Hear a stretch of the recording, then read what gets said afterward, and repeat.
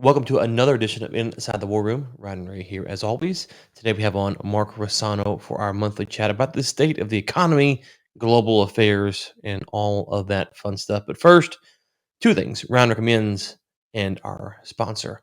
I don't know if you've been following the news or not lately, but YouTube just announced that they are going to deplatform certain people for talking about certain things that may or may not be in the news right now. I'll let you figure that out. Folks, if you run a business, if you are a solopreneur or you have a big company and you don't have your own website, you gotta get one. Okay, so two things here. The recommendation is going to be my 5 Wide business newsletter where you can get tips and all this stuff there. The sponsor is Bluehost. You have to have your own hosting so you can go through the process of acquiring clients on your own website through your own processes, your own procedures.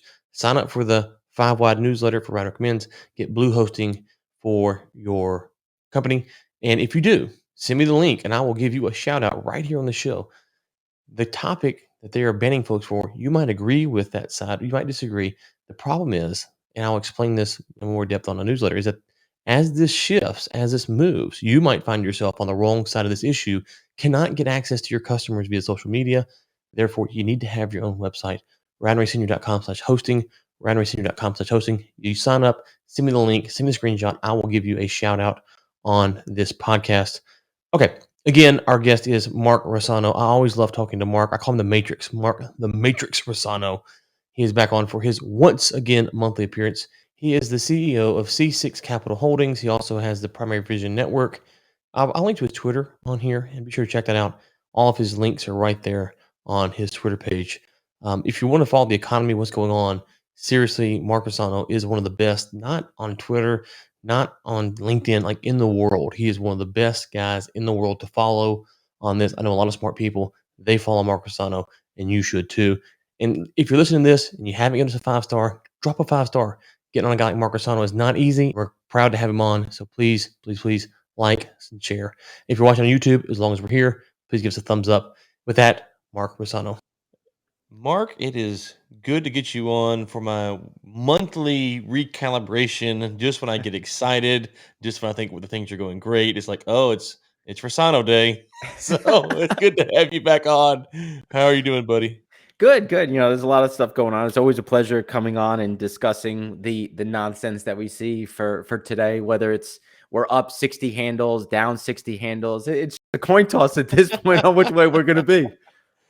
Oh, gracious. So last time, between the last time and this time, you took a slight victory lap on China over some bad job numbers. No, not China. Oh, no, no. Well, maybe it was China, but also some bad job numbers in the U.S. So if you want to remind everyone where you're at on the state of the U.S. economy and job numbers, then I'll give you the floor here. Sure. So on the U.S. side, the biggest focus has been for us on wages in terms of wages coming down, and when you break it into the different quartiles, with the two highest seeing the biggest slowdown again. And then when you look at jobs, we had a bit of a miss in terms of where those expectations were. We do expect that to catch up a little bit as we go through September, given what some of the data has shown.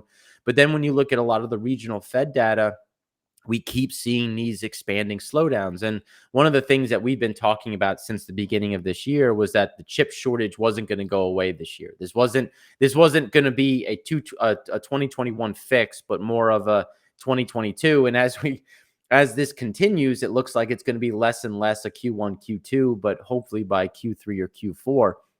And then when we turn to China, so one of the things that we've been talking about is how China was ripe for an implosion, and the reason why, and we talked about this on February 11th was the actual show, and the biggest pushback was, and we titled it, I think it was the Chinese debt bubble, and the question was, well, everything you just said could have been said in 2011, which is 100% accurate, but in 2011, when you had leverage ratio, GDP to debt at 100% versus 300%, you had all of these different backdrops, which have just essentially been expanded and extrapolated and leveraged again and leveraged again. So eventually the question became, is it the 101st, ghost city that breaks it? Is it the 1,001st? Is it the 10,001st? There's going to be that point where no matter what you do, the law of diminishing returns comes into play where every incremental dollar is actually negative. It has, no matter how much you do, it's going to be a negative throughput. And I think we've really reached that point, especially in China.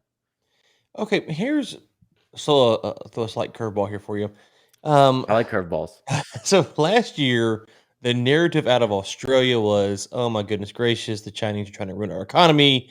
The Chinese were like, "Oh my goodness gracious, Australia, you're having a free press."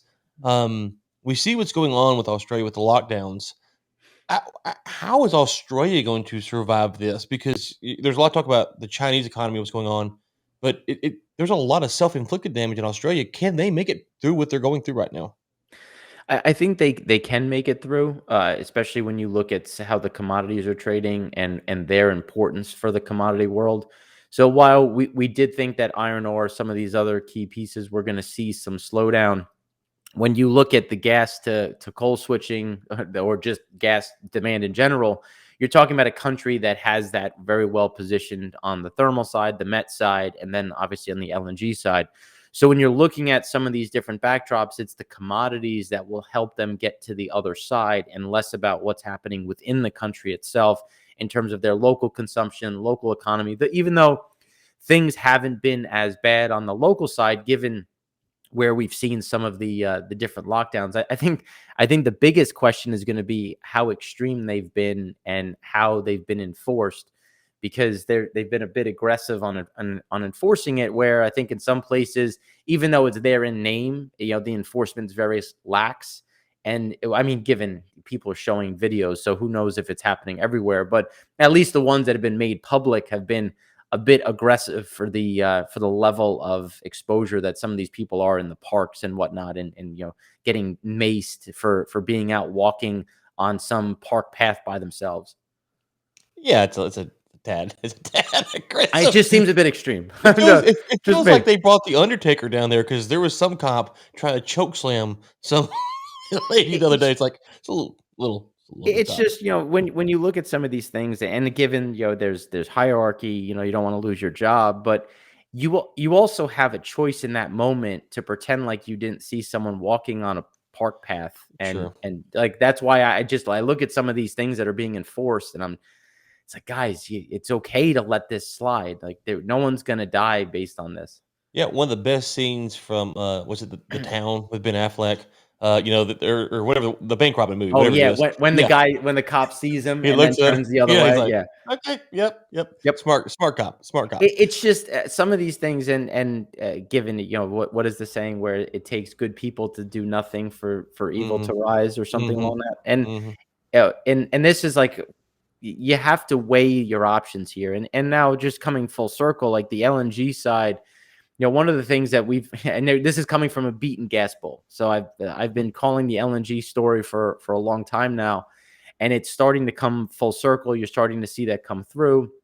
Then obviously you have poor policy throughout the U.S. and Europe, increasing the stress on the underlying economy. And if you think about where we sit right now, where the consumer is, and the consumer isn't really there. The struggle is real when you look at shrinkflation in terms of Mm, boxes of pasta getting smaller, and mhm. now less than a pound across all of it. You get this pain point, and now as we head into winter, yeah, you have natural gas prices at $6. That's not going to be very good for heating, for consumption, and as we're heading into, I mean, even if it's a normal winter, I mean, this is not a good situation. Yeah, no, and I saw Big Warren, I think it was this morning on Twitter talking about the predictions for the winter. I think it was warmer in the U.S., colder in Europe. I think is what his analysis was. How much faith do you put in those kind of long-term market weather forecast? I'm pretty sure that if you just took a coin and flipped it, that would be just as predictive, just in terms of where things are. And I think that's the underlying problem, because so when you look at some of the forecasts, they're warmer than, but then if you look at the Farmer's Almanac, and there's two different types of almanacs that come out, it's predicting a colder than winter. So there's a certain amount of deviation. But again, it's when does La Nina form? Like when does that happen? Because La Nina is gonna shift some things up, and then if it's a weak La Nina or a strong La Nina, like it's just we know it's there. We know that it could start to strengthen, and we could be in that situation heading into winter.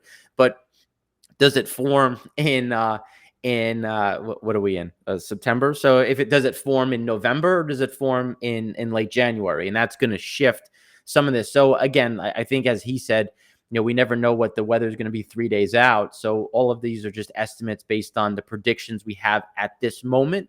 That is looking at ocean degrees, atmospheric temperatures and movements. And again, anything and everything can change. Okay, I'm going to keep asking you this question until probably a long time. Let's be honest here. What is going on? We talked about the job market a minute ago. What is really going on? Because if I go to a fast food joint here in town, 50-50 that their inside is open. Some of them aren't even serving breakfast right now. Mhm. If you go to the stores, there's certain items that just aren't there. How much of that is employment based? And so you got two things. You got like the actual physical workers just aren't there. People are hiring, and then you also see shortages. How much is that these ships that are locked in port? What is going on some of these more things, that tangible things that someone like myself can see? Sure. So one of the things, let's just tackle the job side first. So one of the things that we've looked at is when you look at the JOLTS numbers, which is just job openings, and you look at the job openings, and you're like, how does that make sense? Like, are there really that many jobs open? And then you look at the wages data, and you look at the wages on the top quartile, the second to top quartile going down, top earners. And then you look at the bottom quartile exploding in terms of, people going from $14 an hour to $18 an hour. But if you Mhm. had to put a number on the most expensive of $50 an hour, that's now down to 45. And when you start breaking this down, and I think it's interesting, is one, you have a big amount of retirements. So you have retirements that have accelerated. So realistically, are you going to pay someone who's 65 the same that you're going to pay someone who's 45? Well, no, because they might have been there longer. They might have moved up and gotten incremental raises. So that's going to move things down. But now you're seeing companies that are saying, look, do I need one high earner, or Mhm. can I do it with two low earners? Mhm. So instead of paying one person $50 an hour, can I pay two people $20 an hour and save $10 on the back end and be more efficient? And that's where we sit right now on some of these other areas where you're getting these jolts, or these job openings, but how many of them are there? And let's be fair, if you're making $50 an hour, how far down are you willing to go to get a job? Are you willing to take the 20, or are you going to wait? And that's where you kind of get some of this friction. Then if you shift over to what you're talking about with some of these areas of, whether it be McDonald's, Burger King, some of these other low wage jobs, or at least, things that are rudimentary, what's the Low income, minimum yeah, low wage. Yeah. income. But then you look at truck driving, then you Mhm. look at construction, then you look at some of these areas where you can get training on the job, you can go and get your CDL license. I mean, at this point, Europe, you can go to Europe for 3 months on a free visa, to the UK on a free visa, because they're so short truck drivers.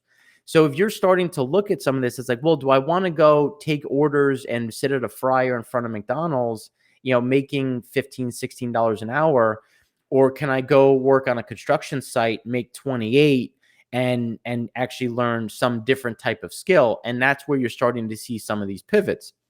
Hold on, real quick, just make sure Yep. this is a good point.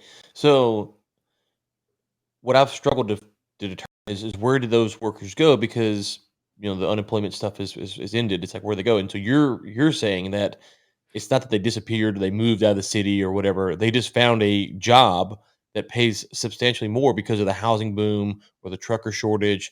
And so what you saw was someone making 10 to 15 an hour at McDonald's took 20 hours of training or whatever it was, or started with their cousin's construction company. Now they're making 25, 30, whatever it is. Right. And so those people, barring a barring losing those jobs, they're never coming back to the low end jobs. Right. And Okay. then on the other side, you have the exponential increase of jobs in terms of going from one position to two positions at a lower price. And that's where you get this friction, because some people are sitting there saying, well, why is unemployment staying this so elevated given the fact that there's so many job openings? And then the two comments that come back are, one, salary. So the salary's too low. And they're saying, look, I'm not going to accept this job, which just means, which helps kind of prove out the point that people or companies are trying to save money by essentially splitting this up. And then on the other side, from the company's perspective, it's skill set, because people are sitting there and saying, there's so many job openings. Why am I going to go and work at McDonald's when I can go and try to get a construction job? So then the construction guys are saying, well, I want you to have some experience. Like, this is ridiculous. And that's where you're starting to get this friction, because people are trying to switch industries. Maybe you are a waiter, bartender, something, and your bar is closed, your restaurant is closed, or as you said, that restaurant is now at 40%, and they have no interest of going back to 100%. Well, now you have to change your industry because other restaurants are closed. So where are you going to go? Are you going to go into retail? Are you going to go into construction, truck driving, bus driving, something that's going to essentially bridge out, but you don't have any training? And that's where you're getting some of this friction that is keeping these numbers where they are.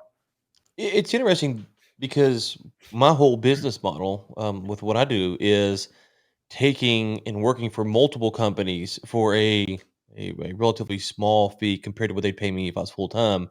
And the benefit they get is someone with my skill set for a fraction of the fee, and the time they get is probably more than if I were to bill them by the hour. But it works out pretty well. Mhm. And I found that that's really been a lot of people were receptive to that because it kind of fits that needle, threads that needle, what you're talking about, which is, hey, we don't want to pay someone a full time salary, or maybe we could have 2 or 3 people, and they're trying to determine. So you come in there and say, "Okay, well, listen, I'll charge a, retainer plus or something like that." Right. And you could find that there's a lot of companies that need that because they need the skill set, and they're not entirely convinced, so that they need someone 40 hours a week anymore. Right. And so or they could pay you, a pretty hefty commission because they're not paying you health insurance and all this other stuff. So if you can be creative in this economy, I think you could find a way to work. Well, and that's the big difference between 1099 and W-2. So if someone 1099s you, they're not paying your taxes, they're not paying unemployment on you, they're not paying, FICA, they're not paying all of these things that go into and get taken out of your paycheck, and the company has to pay. That's saved. And then for you, that goes, well, I'm not getting healthcare, I'm not getting some of these benefits. So then that comes out of your pocket on the back end pre-tax. So it makes sense in terms of some of these pieces, because they're looking at this and saying, look, I don't really need that guy for 40 hours. I need him for 20 hours a week, and I can 1099 him, save money. I can shrink my footprint in terms of, how much square footage I have for the company. I can shrink my workforce in the sense of my W-2 count, and then I can have my 1099. Because if you look at everything that has happened from Obama on down, small companies get a lot of these benefits. So if I can go under 100 employees, there are things that start to open up for me on a tax savings benefit, on a other types of means. Even though maybe, pre-COVID, it's just, and this is one of the things that, not to go full circle, but one of the things that we said in 2019, as we thought the market was, or at least the economy was really starting to slow down. And one of the big things for us was that you had these people that were going to get let go and never come back. And it's because when you look at these some of these positions, some of these companies, let's say they had 100 employees and they cut 50 because COVID hit, but realistically they need 75. So at the end of this, you're going to have 25 people that no longer have a job, because realistically in 2019, they were already expendable. But it's so hard to fire someone or to let someone go because of, fear of lawsuits, fear of HR, do you have just cause? Can they come back? How much severance do I have to give them? Where when you look at COVID, it was like, hey guys, sorry, COVID. It's COVID. Sorry. And then what did the government do? The government helped because they gave extended benefits. So now instead of you having to pay severance, even though some, I'm not saying a lot of companies did, but you also had government severance. So you had this double whammy that kept people from having to come back and say, "Oh, you fired me because I was an ethnicity, I was a woman, I was an older man." That it now gets thrown out, making it much easier. Yeah, and morning to Cody Tucker. Thanks for hopping in here with us. Then final thing is, I would say is that if you're out there and you're unemployed and you have you're not a maybe a manual labor type, you're not a construction type guy or something. I'm not that, right? So management, sales, marketing, things I've done. I would encourage you, and you're looking for a job, to stop and to sit down and realize that you can probably pick up 10 to 15, maybe 20 clients that you can charge a small retainer, $500 to $3,000 a month, and then go out and perform tasks for them on their behalf. And then if you manage your time well, you could handle a multitude of clients and give them a far better ROI than they're going to get on. You think about $3,000 a month, that's only a $36,000 a year salary, right?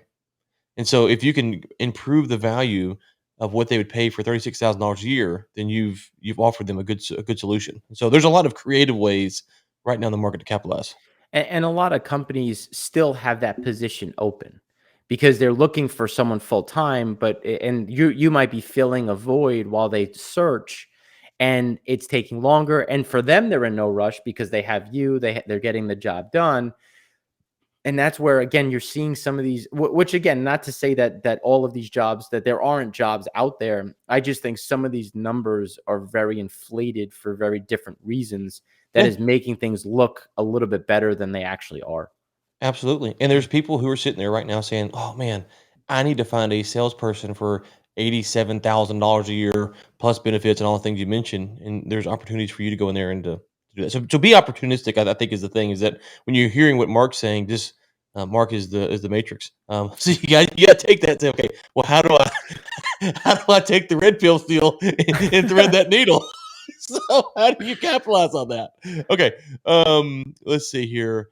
Let's move on to let's talk. You touched a little bit about this. Let's talk about natty gas. It crossed over Mhm. 6 this morning.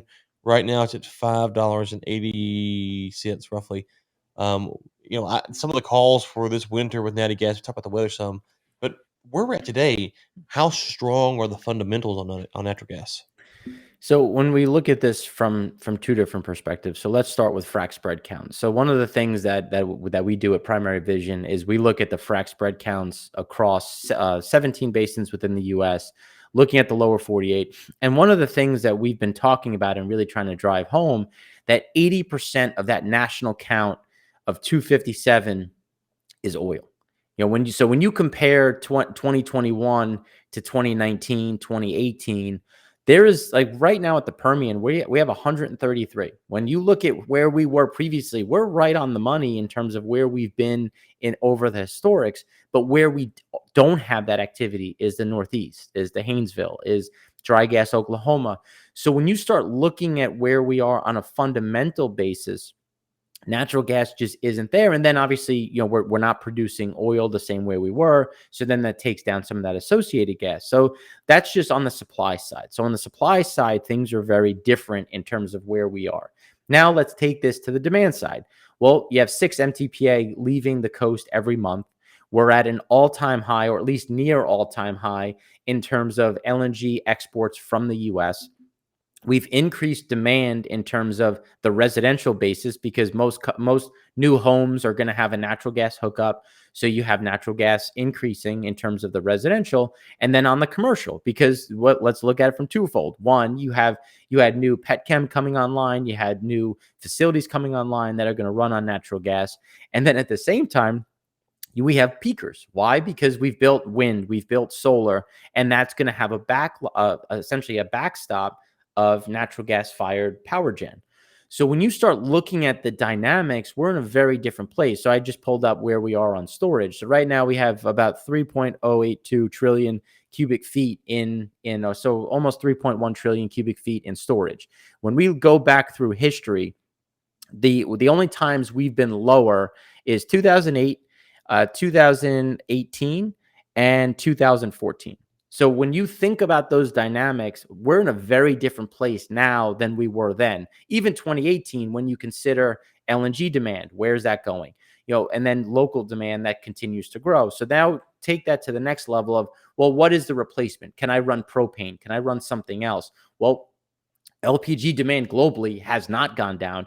Even in COVID, it was the first thing to come back. We've been liquids bulls since 2019 when we were saying, look, oil demand is going to get a little bit slower. Not to say that it's going to stop, because we're not saying we're at peak demand. It's just you're going to see a shift. And that shift is going to show more LPG consumption, more naphtha consumption, because of petrochemical growth and that petrochemical build out that we've seen in the Middle East, in China. That's going to continue to, but it's not so much on the oil side. It's those derivatives and liquids that are coming out from it. So when you just look at the dynamics, we're in a very different place than we were in these other periods. Now, again, we've been here before. We could have a super warm winter and the can gets kicked again, but we have poor policy because we can't have the Northeast responding in the way it has because we haven't built pipelines. So you still have the constraints that we knew about 5 years ago, not fixed. So you still have a constrained Northeast, and the Haynesville becomes your only real swing production, which is where we see additional activity as we discussed on our frac spread show. Okay, and the other thing, when you said 2018, if I'm thinking about this right, the difference between now and 2018 was you had huge amounts of drilling in the Permian, which wasn't 100% oil, right? You have Right. 60/40, 70/30, 80/20, whatever those ratios were for those various wells. And so you had, at one time, the Permian, I think, was the number one producer of natural gas in the Yeah. US, right? Well, And look so at you, Waha. I mean, Waha right, went negative. I mean, that's right. why you just have to look at where a lot of this stuff is crossing to see just where that overhang really was. And we don't have that right now. The Right. question, okay, at least at the same scale we did 2018.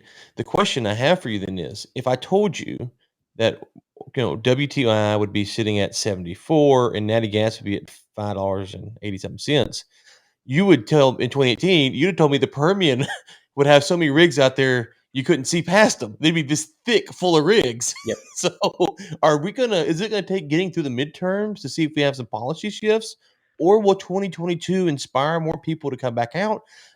I believe it seems to be mainly capital driven, and okay, in some parts of the country like Denver or Los Angeles has policy stuff going on there, but the Permian, it seems to be capital restraints.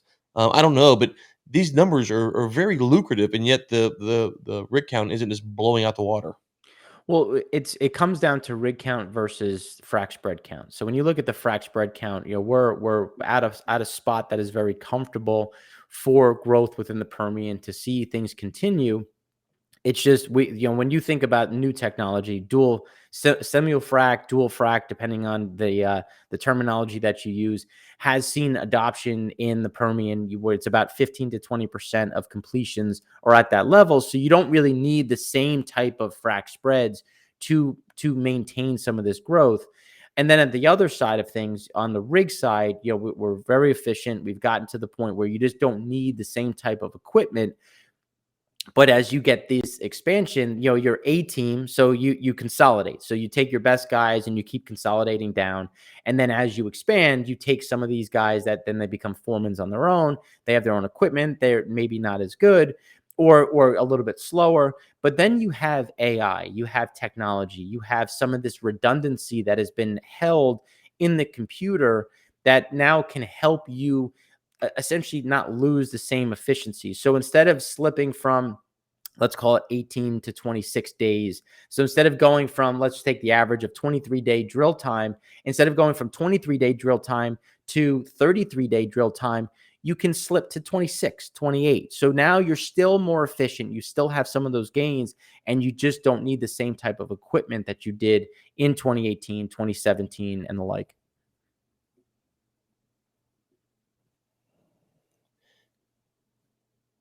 So, with that being said, how much more production can the U.S. put online? I think at this point we have an exit rate between 11.5 and 11.7. So we initially said in November of last year that we were going to have an exit rate of 11.3 to 11.5. But as we got to March and we saw how aggressively we've seen frac spreads come back where they were, we shifted that up. Now, as we get into next year and looking at 22, given where the ducks are, we do expect to see rigs come back more aggressively than spreads, because we think frac spreads kind of balance out and reach a high point of about 275, and we're at 257. So give you an idea of kind of where that issue is. But then on the rig side is where we see more of that activity, and that's really going to gear up and set us up for 2022. But we've also learned we don't have that much demand for US type crudes. So we had a natural kind of bottleneck when we looked at where our exports were going, what was being left in storage. So I really think that 12.3, maybe 12.5 is kind of the peak at this point. Not to say, when I start looking at where do we exit 2022, for me, it's about a 12.1 to 12.3 million barrel a day. Like we just don't need or really want this explosive growth. When you look at 2018, like we're gonna produce 15 million barrels a day out of the U.S. on our way to 19. It's like no, we're not. We shouldn't. And that was one of our calls back in July of 19, that we were starting to see some of this headwind and slowdown, just given on the lack of international demand. Well, it kind of goes back to your analogy earlier about COVID with the jobs, right? So COVID was kind of the perfect reason to reset the U.S. oil industry as well, because the great Anas had been talking about quality and big oil, and been talking about crude quality, and so for years and years, and of course the Matrix himself has been talking about it. But COVID allowed for us to kind of go, okay, yeah, we were slightly overproducing there a bit. Well, and a lot of individuals don't really appreciate what oil quality means, and how there's 154 different types of oil. There's 54 that are common, like 28 that are commonly traded, 54 that are available in terms of blending and what you can take down. So when you look at the API quality, which is just what is the gravity that can go into the pad 3, which is where our largest amount of refiners are, they were built for heavy. They were built to take Middle East, Mayan, stuff that's heavy, gross, sour that nobody really wants. But if you set up your refiner properly, you can make great product out of it, which means you need coking capacity, which means that you need a certain amount of complexity. But we don't produce that in the U.S. In the U.S., when you look onshore, we're at 42 to 48, when the average API on the coast was as low as 32. It has now come up to about 34. And it's just because there's a certain, you can only go so light on the coker and in the cracker before you start to have mishaps, and mishaps not in a dangerous way, but in terms of making poorer quality because it's too light. And so I always describe it as, when you have heavy crude, you start with 1,000 carbon molecules. And then when you have light, you start with 100. And each part of the process steals its part of the carbon, and so if you're starting with 100, by the time you get to the top, you just don't have any left. Where when you start with 1,000, you have more that can be taken through the process, creating a better suite of products. And that's where they've added equipment, they've added hydrotreaters, they've added reformate, they've added alky units to try to capitalize on the amount of light sweet. But there's only so much you can actually do, which means that the delta needs to be exported. And when you look at how long Nigeria is, how long Angola and West Africa is in terms of quality, then you look at Guyana in terms of what they're coming on, there's just not the demand, and there's a lot of competition, which again limits the amount that we can actually produce into the international market. Who buys Pioneer's acreage, and how much does it go for? So it's a good question, and I don't know if anybody is willing to take down that acreage, given when you look at Shell, Shell sold out. You have this pivot, and I think there was a headline before that a new pension fund is divesting their oil assets, which is funny as you look at oil and gas, and especially gas in the middle of a crisis. So when you look at where it is, I just don't think you have the balance sheet to buy Pioneer. But if I were to say where would it go, I would say 28,000 an acre. And you're buying it? Is that I noticed you didn't pick a company, so is that like you, Rossano Inc. is buying it? Is that what's happening? I mean, why not? Sure, but You the breaking issue news right here. Clip the this. issue is just there isn't the balance sheet, because I think Conoco took itself out buying Shell. And when you look at Exxon, Chevron, and the other majors, they're not looking to pick up new acreage at this point. Yeah, you're not going to see a, "Hey, we'll pay you $1 billion to not buy this." Like, those days are probably gone. Well, and that's when I gave a talk for in one of the conferences yesterday, and one of the things that we talked about was OPEC, because when you look at NOCs, the issue is, oh, nobody's been investing. It's like an NOC is a national oil company. They don't have to tell you anything. They can be investing for 3 years, and you will never know until one day, all of a sudden, you're like, wait, how much do you have production wise? And when you look at Saudi, Kuwait, UAE, Iraq, that's really been the case at this point. But it's different if you look at Nigeria and Angola. So I'm not saying it's all equal, but look at the UAE. UAE is now at 4.5 million. They're quoted at 4.2, but there's leeway to 4.5. And if you're Saudi Arabia, based on where the market was not even 6 months ago, when things were trading at 50, you're going to come out and say, oh, by the way, I can produce 13 million barrels a day. No, you're not going to say that. But then at the same time, you have to consider, how are they adjusting their local consumption? They're trying to adopt more gas. They're trying to adopt more renewables. And in some areas, based on the type of soil they have, the type of space they have, it makes sense. So that just puts more oil on the water, even though production hasn't changed. They can consume less. And that's where you start to see some of these shifts in terms of what is being produced versus what is being exported. Explain for us what's going on in the UK with the gasoline shortage. So there was this is where it gets fun, and it's not funny at all. But when you look at emerging markets, right? So when you're in an emerging market, I wrote articles talking about Sudan, Lebanon, Iran, and when you look at the backdrops, a lot of these individuals have diesel-fired generators, because who knows if your electricity is going to work, and for how long, at what day. So you need a certain amount of redundancy. So now you shift yourself to the UK, where they had up to 3 weeks of time where the wind wasn't blowing. They essentially have an issue when you look at the interconnect of getting gas from the mainland. And then they've actually retired a lot of storage. So storage for them is very tight just regardless. So even without what is happening right now, they have less storage than they have in previous years. So what do you have right now? You have wind not blowing, which brings on the peakers. So then you bring on the peakers, which then starts to draw your natural gas. Then you have an issue where, okay, well, it's not enough. So you're going to have to start having these rolling blackouts. So now you have these rolling blackouts, and these people are like, all right, well, I have my generator. I'm going to go get gasoline. I'm going to go get diesel. Then you go to a petrol station, and they're out. And then you start to panic. You're like, wait. Why are they out?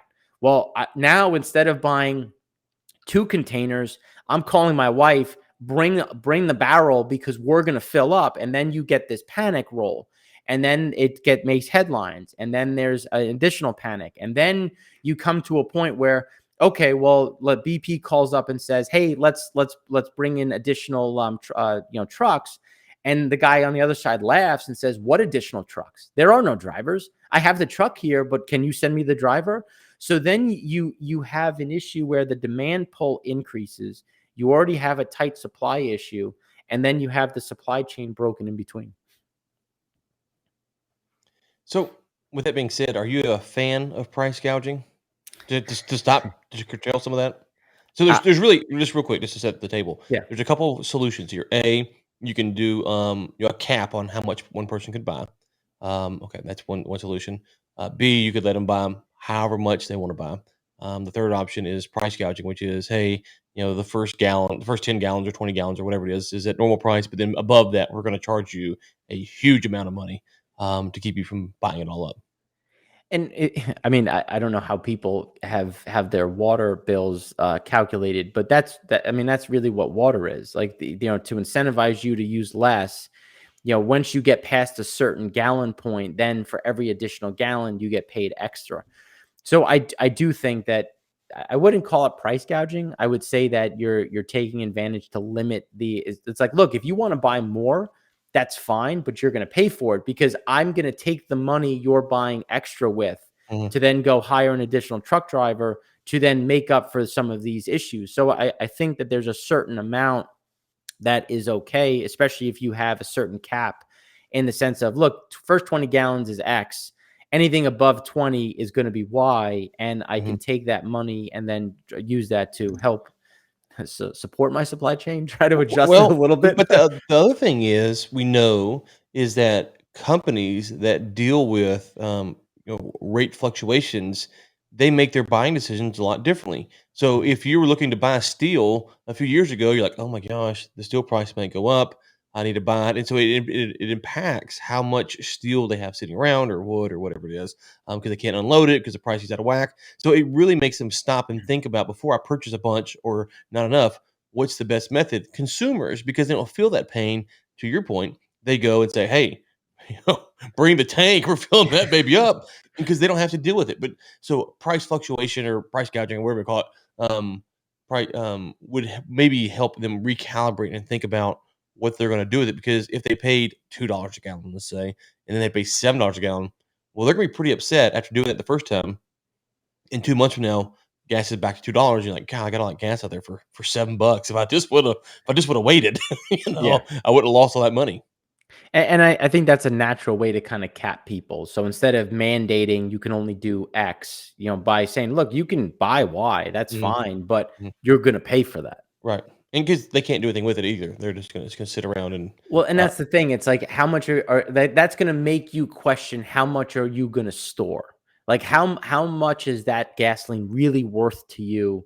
And is that going to make you balk and say, all right, well, $7 is a lot. I'm just going to wait, see how this plays out. I have my backup, and we'll go from there. And then over time, you hope that you have some of that catch up when you look at the truck drivers getting stuff from point A to point B, and some of that essentially refill that we should see that happens kind of naturally over time. I know I've said it on the show. I wrote about it last year. When we shut down the economy, I equated it to Jurassic Park. They turn off the master switch to reset the fences, and he said, "What's going to happen?" He goes, "I don't know. We've never done this before." And I equated. That's what we did. We turned the master switch off. We turned it back on. We didn't know. You kind of had some ideas of what might happen, but you couldn't fully predict where things would go wrong. How long? How much longer, I should say, until the park is up and running again at normal capacity? Uh, so it's a great question, and it's going to come down to the consumer, and it's going to be a matter of how much price increase is the consumer willing to accept before they either change their buying habits and or try to find alternatives. And right now, when you look at the prices received versus prices paid versus prices received, there's been a fairly healthy pass through of price and what has been accepted. And now you're starting to see a lot of balking in terms of, wait, how much is that again? I'm not, yeah, like this is, I'm not going to buy the same I have. And then you factor in shrinkflation, which then complicates that. So one of the things that I was tweeting about the other day, and this has been the case in other types of pasta, but Barilla is now, cutting even more that's below a pound, which is shrinkflation. So that means that if you had a family of four, not that, I mean, I could finish a pound of pasta myself, but in theory, that pound of pasta can feed four people. I think on the box it says six, which is an utter lie. But when you think about as the shrinking side, it's like, okay, well, my family size hasn't changed. They're still eating the same amount. So now instead of making one box of pasta, I'm making one and a half, which means that my price is going up in a different way. And that's where you start to see some of these shifts. So as we go forward, and this is just an example, like rigatoni is the one that when you look at Mhm. the amount, but then if you look at the tricolor, you look at, and not to pick on Barilla because they're all it's seeing the same thing, is this is where you have the consumer struggling. One of Mhm. the things that came out was, oh, household wealth is up again. It's like, yeah, it's up again because of real estate and equities. How many people that would question, can I afford to buy an extra box, are not the people that made money on their equity investments. Those are the people that are, can I afford to heat my home? Can I go to Chipotle to give my kids a treat? Or this is a very different conversation that's happening for these, the other 75% of America. So Yeah, when you look at some of these shifts, it's a real problem. yeah, and I was gonna say for those listening, Mark sent out a tweet or retweeted a tweet. It was I a forget. retweet, yeah. Yeah, and the rigatoni, the box on the left is 454 grams. The box on the right is 410 grams. Same packaging, same box. Everything looks basically the same. And according to this person, the price was the same, but you lost those Right, crucial grams. And, if you're thinking about it in the context of a mom who or dad or whoever does the family shopping, right? They're out there and they're like, oh, okay, that's the box that we always get. We need 2 of these boxes to feed our family. And then we get, a pound of this or whatever they make through the meal. And they come home and it's like, oh, wait, we barely had enough this time, or we right. didn't have enough this time, or we actually planned to have enough plus lunch for tomorrow. Mhm. Now we don't. It's like, okay, well, now I gotta go buy more, and if the price is the same, so all those things start compounding on people, Right. and it's it doesn't sound like a lot, but if it's, the box of rigatoni and the box of cereal and then this over here, and so your whole shopping trip, which you normally allocated for, costs the same, but you're getting substantially less because you're spending $600 on groceries, but you're getting, 75% of what you normally get, then you got a big problem. And then take that with prices have gone up. So not only Right. have you had prices go up, but now they're shrinking where that dollar goes, and that's where you continue to see this stress.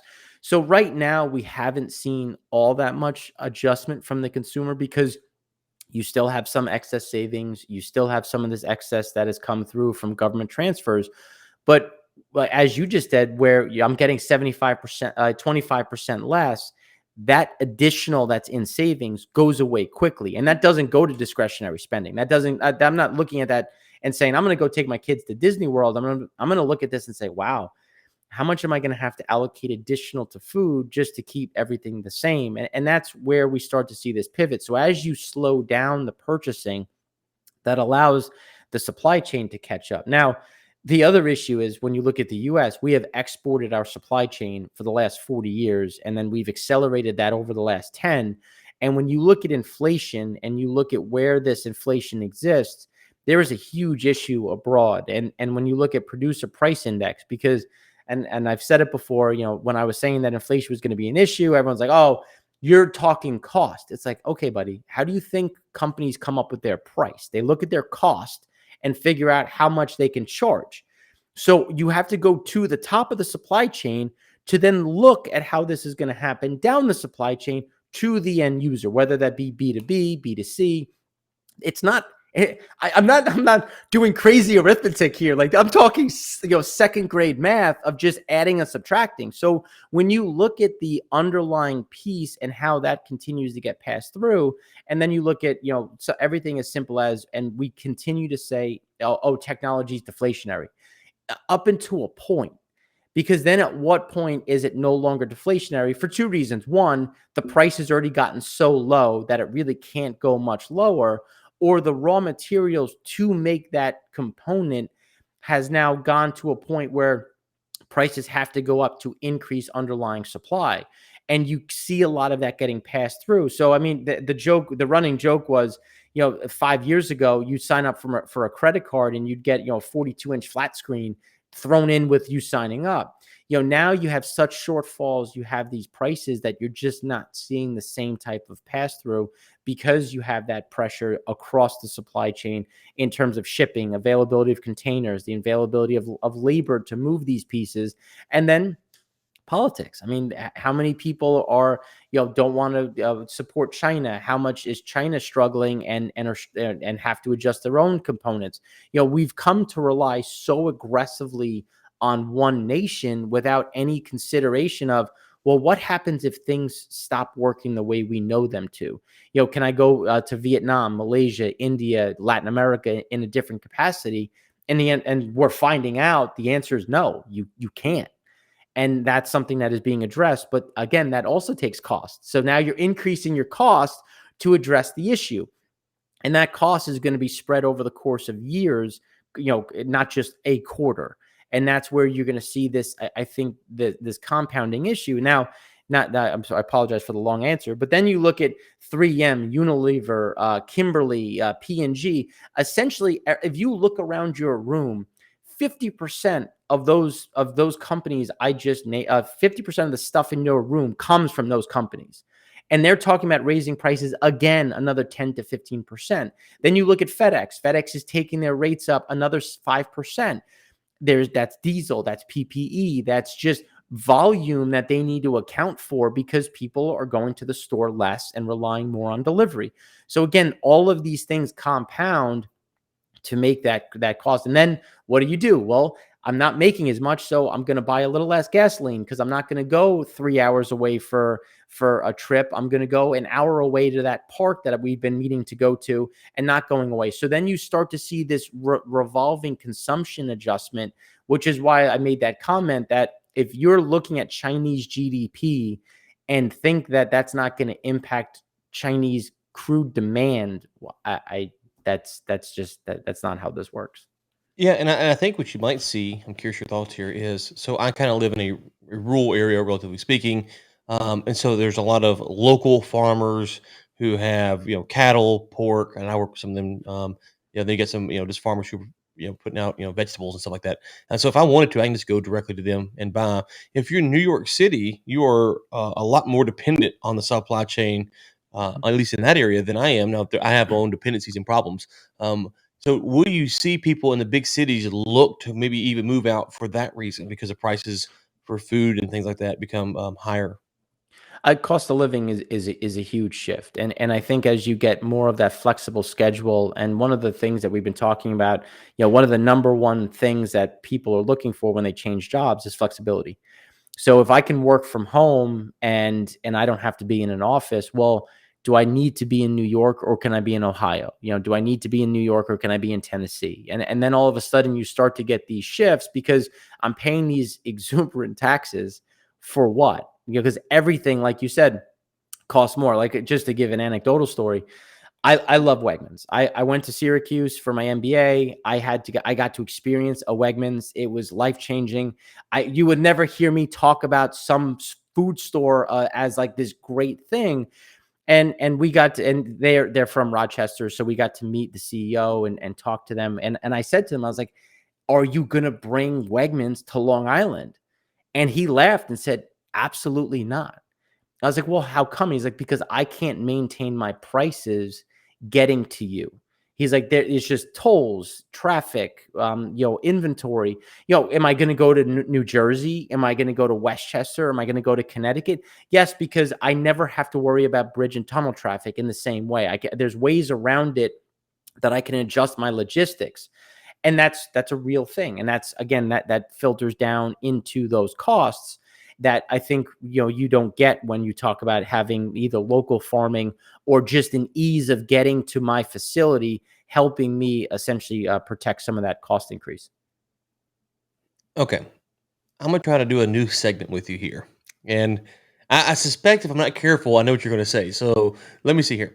So you come on once a month. It's like the last Tuesday of the month or whatever it is. So between now and next month, give us one signal that would be negative and one signal that would be positive that we should look for that could lead to a monumental shift. So in other words, what might be the best thing possible in the next month that could come out? It doesn't have to be realistic per se, but not obviously crazy, but it's maybe just outside the border of realistic that you could say, oh my gosh, if you see this, we are on the right track.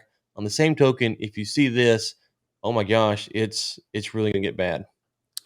Sure, sure. So for me, it's going to be PPI, and I would love drone delivery, but I always think of the Parks and Rec situation where the drones show up and Ron Swanson shoots it out of the sky. Like I just I just always think of that when you look at drone delivery because that has been talked about, and then it becomes like an FAA issue, but it is an Mhm. interesting thing. So when you look at one of the things that I look at this point is PPI and producer price index. And when you take that and then turn it into PCE, which is just something that the Fed looks at, those are the two pieces that are going to be pivotal for where are we in this situation. So PPI coming in much lower than expected is a positive because it means that the supply chain is catching up with itself. You're starting to see some of that raw material. You're starting to see some of these adjustments which just means that on the consumer side, we're past the peak and we'll start to see some of this cooling off, which would be a nice positive from that level. And then that would feed into PCE in terms of what is the Fed going to look at is that deemed kind of that transitory setup, and we're going to start to see this get better? I think those are the key things to watch going over the next month.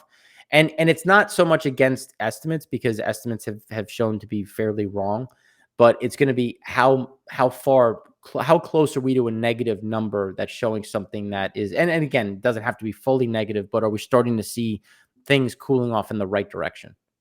See, I was afraid you were going to say on the negative side, China invading Taiwan, and on the positive side, you getting a Fed appointment. Okay, so that was very good. I was kind Well, of there is worried. a guy stepping down. I I know. would throw my hat in that ring in a heartbeat. I Because again, know. like I like to be part of the solution. I'm not going to sit here and complain. I would be more than happy to step in the ring and be the guy taking bullets, in front of Congress and in front of the public to do the right thing. Listen, listen, listen. This is me and you talking here. Okay. Um, when you get your Fed appointment, don't make trades on the stock market. Okay. But what you can do is you can call me.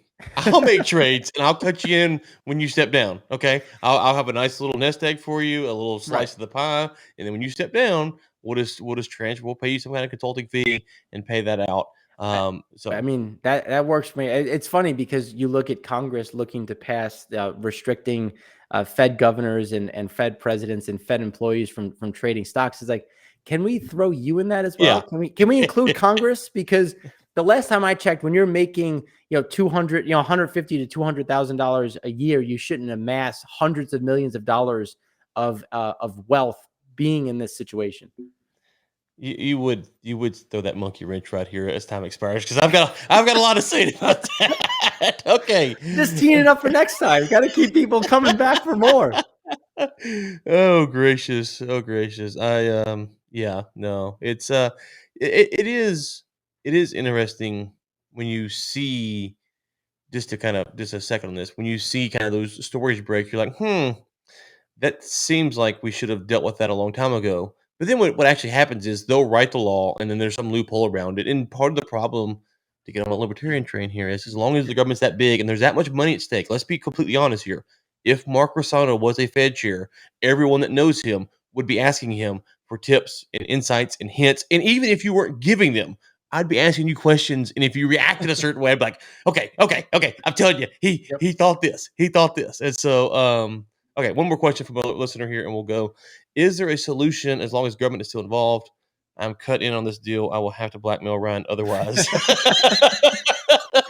Well, it's like I don't know if you remember back when Greenspan was Fed chair, there was the briefcase. How thick was his briefcase? If it Mhm, was thick, it meant that there was going to be a big change, and if it was thin, it meant that the Fed was going to keep things the same. And I mhm. always think of like, well, if I have a thick briefcase, that means that it's a yes on trade. It's going back to one of the what was it, the Showtime show of like, I do not, and giving some kind of code word. But I think it's a great question on the government and looking at its involvement, and I think the clear answer at this point is no. As long as the government is still involved, it's not going to get better. They create more red tape, they create more restriction in terms of where things sit and what this is going to look like. When you just look at pipelines, for an example, people who work in the oil and gas industry typically like to be outdoors. They like to be in nature. So to think that they're going to go out and on purpose destroy the environment for the reasons that we talk about, no, they're not. That's not their. They're looking to deliver service because they believe in what they're doing. They believe in feeding their family and trying to provide for a very robust economy. And if you look at just how the government has stepped in consistently, and not to say that there shouldn't be, we're not going to go down and cut the redwoods to build a nuclear facility. Like that's foolish. Like there needs to be some balance on both sides, but to step in and block something is just foolish. When you meet all the requirements, you're going to do all the remediation, you're going to meet all of these different levels, and then to come in at the end of the day and say, nah, we still don't agree. It's like, but there needs to be a middle Right. ground. And I think at this point, the government has overstepped completely. And now I'm fully vaccinated. Again, I'm not saying that you shouldn't get vaccinated, but to mandate it becomes a overstep. You're on this slippery slope, in terms of where does the government stop telling you how to live your life, how to do these things. And again, like, people try to liken it back and forth to smoking indoors or seatbelts, and that's fine. It's like, if you don't want to wear a seatbelt, then your insurance premiums should go up. If you want to smoke a cigarette, that's fine. I have no issue with you smoking a cigarette, but you should pay more for insurance, because your chance of getting lung cancer is clearly higher than mine. So again, you do you. Yeah, it goes That's back fine. to the gasoline discussion earlier, right? Price gouging, raising prices is the same principle, different industry. And so yeah, I agree 100%. And I'll just say this, a couple things. One, put Rossano on the Fed, and just make me I don't want to be president. I prefer to be vice president of the US, because that's kind of that job where you really don't do a lot. You're just kind of there. And then we'll figure out how to get money to our peeps. Well, I mean, and I can bring you in as a consultant. We can Oh, figure yes. out how to open up Fed swaps for some of these African nations, make it easier for them to get access to dollars, and help really start cordoning off the Belt and Road Initiative and the BRI investment in Africa. Yeah. No, no, no, no doubt. Okay, Ben Samuels coming in here late It's with the with I the I with the wanna say yes to end the Fed, but I am in a I it's just they've become too political, and they're not separate as they once were. When you look at, like, Volcker, he would get death threats for doing what he was doing. That was not something that was gonna be attainable for the politicians involved, and right now, they just do the whims of whatever the market wants, Mhm. whatever the politicians want, and really what's not right for long-term growth in terms of soft landing versus hard landing. Like, we have home prices exploding, and you're still buying $40 billion of mortgage-backed securities. Are you kidding me? Like, why are we doing this? Yeah, I'll make it really simple for you on my perspective. The Fed, you get into private owned, kind of quasi government entity, owns the banks, in business with the banks, and yet they are telling American citizens that they can't bank there. Yet it's our money they're kind of getting because it's being printed and loaned. And so you get into like how that works. It seems to be a whoa, whoa, whoa, whoa, whoa, whoa. You sound like a true politician. Let me make money and screw the public. Listen, listen, listen, listen. I resemble that comment so much that, if I were a politician, the first thing I would do is bring on Rossano to advise me. Yes, I would probably screw everyone over, but Rossano would be out there on brand every day, bringing the facts. So, I okay, would I would be the one keeping the faith in everything. I wouldn't screw you as bad, right? Okay, all right. That's what I'm gonna run on. Round Ray 2024. I won't screw you as bad. Like I'm gonna hose you, but as bad. Okay. All right, Mark. Where can people find you? So you can find me. My Twitter handle is at MarkFNY. You can find me on Primary Vision Network, which is our YouTube channel, or you can email me at mrossano c6capitalholdings.com. And I know you make me call you the Matrix. Does everyone else have to call you the Matrix, or how does that work? No, that's just you. But I do Just like me. the fact that it's sticking. To be Okay. honest with you, I think it's good. Okay, Mark. It's great as always, and we will talk to you again next month. Absolutely. Thank you.